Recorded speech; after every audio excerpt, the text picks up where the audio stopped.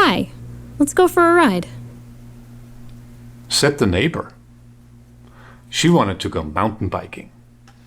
Now, not having been on a bicycle for most of her life, and only 2 years ago getting back at it, and that mostly for commuting, we had a bit of a challenge in our hands.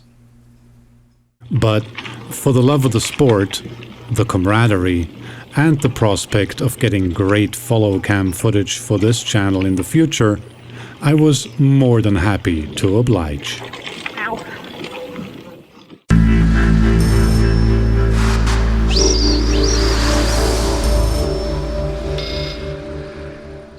Let's make no mistake, mountain biking is an equally scary and exhausting affair. Even more so if someone is a little more on the cautious side and small. Like 5 foot small.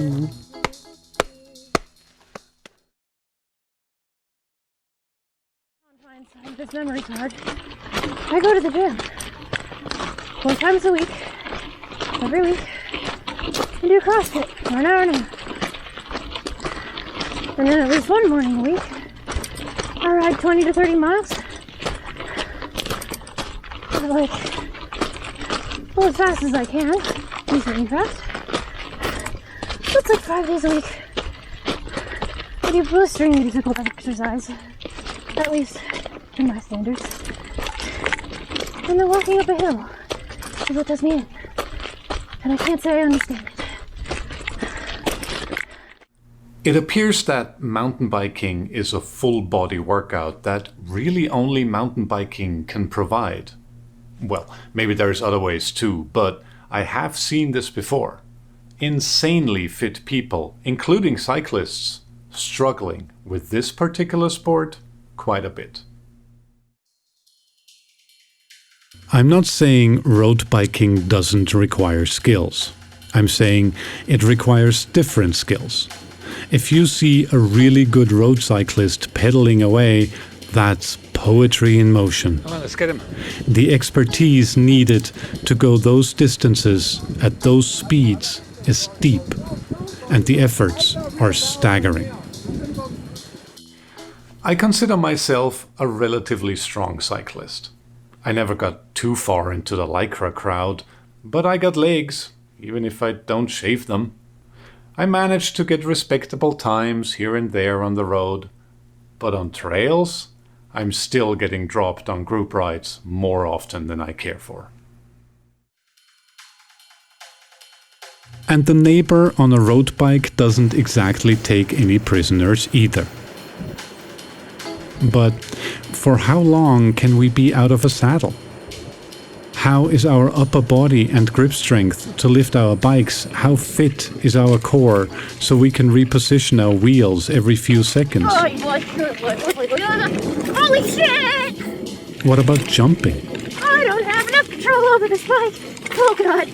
If we do it wrong, climbing a short section over some roots or rocks can expel the energy equivalent of climbing a medium-sized hill on the road.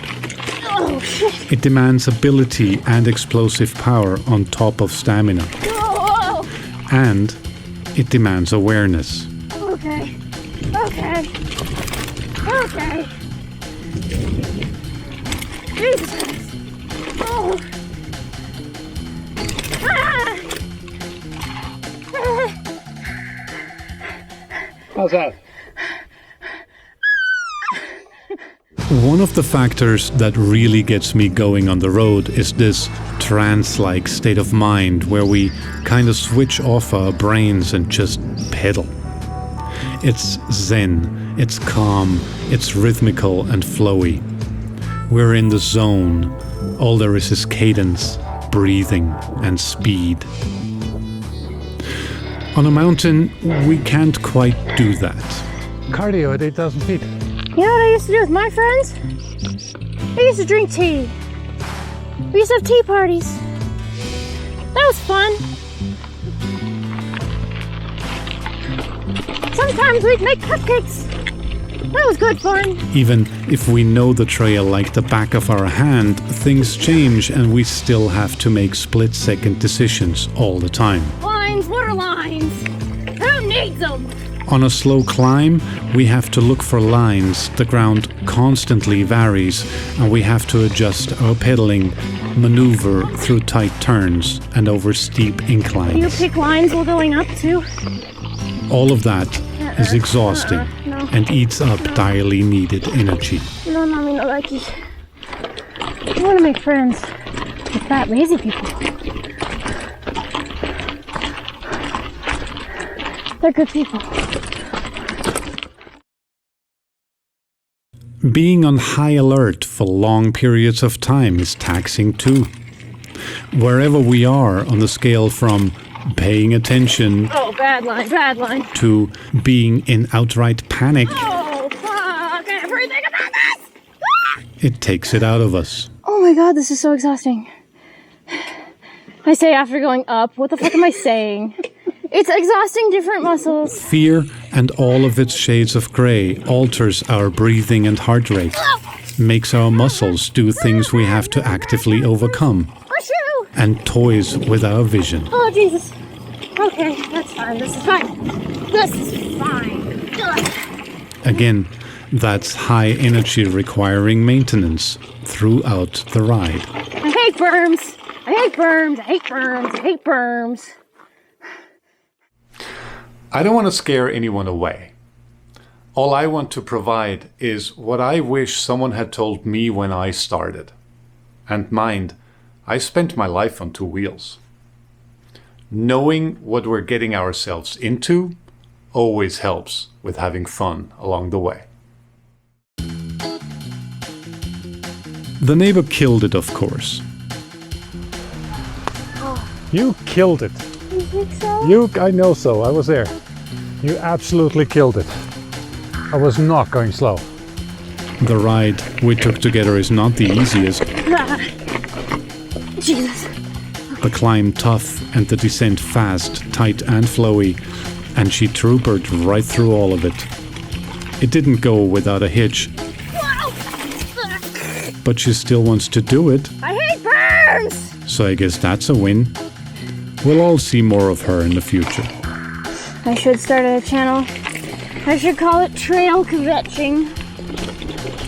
Then I should just bitch on a bike. As rewarding as it can be, mountain biking is hard. But in my humble opinion, well worth the blood, sweat and tears on the way to becoming a better rider. Nothing feels quite as satisfying as progressing, overcoming fear and limitations, getting in the zone. Because there's a zone on a mountain too. It's just gnarlier.